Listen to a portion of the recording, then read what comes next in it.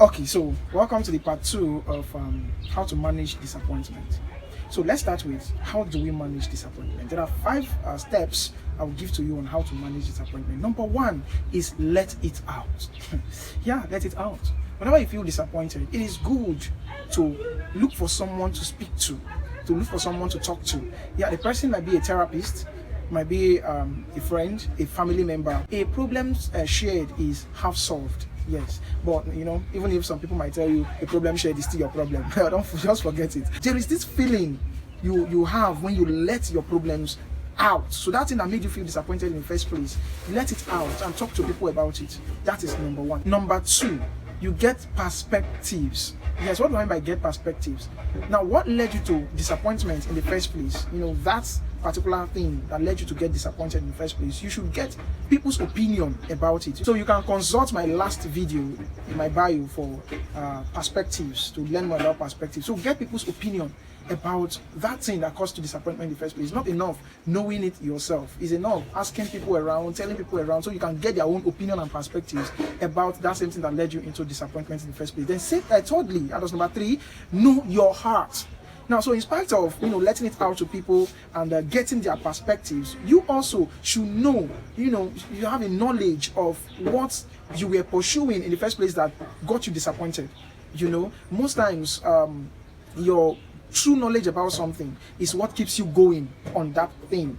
Even if most times it is very difficult to actually ascertain that you still have this zeal to do something whenever you have disappointment, because if you have faced a lot of disappointment about it, makes you feel inferior, makes you feel like you don't really understand exactly what you're passing through. I understand very well, but then always revisit your whys. The main reason why you stepped out to do that particular thing that got you disappointed in the first place, even if it cost you a lot of disappointments. Yeah, like I said before, Isaac Newton, it costed him 999 times to work on one thing. So it can cost a lot of disappointment, but the way you face disappointment is what matters. So know what led you into that particular thing that got you disappointed in the first place. Then number 4 is you practice self-acceptance. Yeah, accept the disappointment yourself. Learn to accept the disappointment. By accepting disappointment, it means that you have undergone all the steps, letting it out, getting perspective, and knowing your own heart about that same thing. So you have gone through all these, and now it's time to accept that, okay, I failed in this place, but let this place that I've failed be the starting point of my next level. So make it a starting point of your next level. You get it? So that's how you have accepted it. So have a self-acceptance about that disappointment and then start afresh. Some of us, we shy away from starting afresh, and it's a big problem. Now, last but not the least, don't let it last.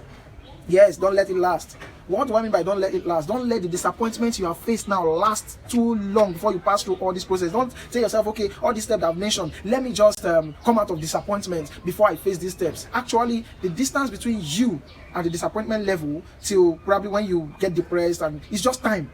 It's just time. So when you give yourself and say, okay, I have failed in this area, I have been disappointed in this area, now this is what I would have to do.